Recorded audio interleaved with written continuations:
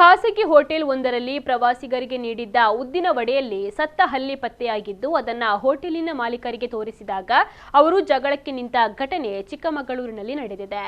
ಬೆಂಗಳೂರಿನಿಂದ ಹೊರನಾಡಿಗೆ ಬಂದಿದ್ದ 6 ಮಂದಿ ಪ್ರವಾಸಿಗರ ತಂಡ ಹೋಟೆಲಿಗೆ ಬಂದಿದ್ದಾರೆ. ಈ ವೇಳೆ ಹೋಟೆಲ್ನಲ್ಲಿ ವಿತರಿಸಲಾದ ತಿಂಡಿಯಲ್ಲಿ ಸತ್ತ ಹಲ್ಲಿಯೊಂದು ಪತ್ತೆಯಾಗಿದೆ. ವಡೆ ತಿಂದ ಮಕ್ಕಳನ್ನ ಆಸ್ಪತ್ರೆಗೆ ದಾಖಲಿಸೋಣ ಎಂದು ಪ್ರವಾಸಿಗ ಅಭಿಷೇಕ್ ಅವರು ನುಡಿದಾಗ ಮಾಲಕರು ಅದನ್ನು ನಿರಾಕರಿಸಿದ್ದಾರೆ. ಅಲ್ಲದೆ ಜಗಳಕ್ಕೆ ಕೂಡ ನಿಂತಿದ್ದಾರೆ. ಈ ವೇಳೆ ಪ್ರವಾಸಿಗರು 112ಕ್ಕೆ ಕರೆ ಮಾಡಿ ಪೊಲೀಸರಿಗೆ ಮಾಹಿತಿಯನ್ನು ನೀಡಿದ್ದಾರೆ. ಅವರು ಆಗಮಿಸಿ ಮಕ್ಕಳನ್ನ ಆಸ್ಪತ್ರೆಗೆ ದಾಖಲಿಸಲು ಸೂಚಿಸಿದ್ದಾರೆ. ಕೂಡಲೇ ಮಕ್ಕಳು ಸೇರಿದಂತೆ 6 ಜನ ಪ್ರವಾಸಿಗರನ್ನ ಆಸ್ಪತ್ರೆಗೆ ದಾಖಲಿಸಲಾಗಿದೆ. ಆದರೆ ಯಾವುದೇ ರೀತಿಯ ಅನಾರೋಗ್ಯದ ಸಮಸ್ಯೆ ಕಂಡು ಬಂದಿಲ್ಲ.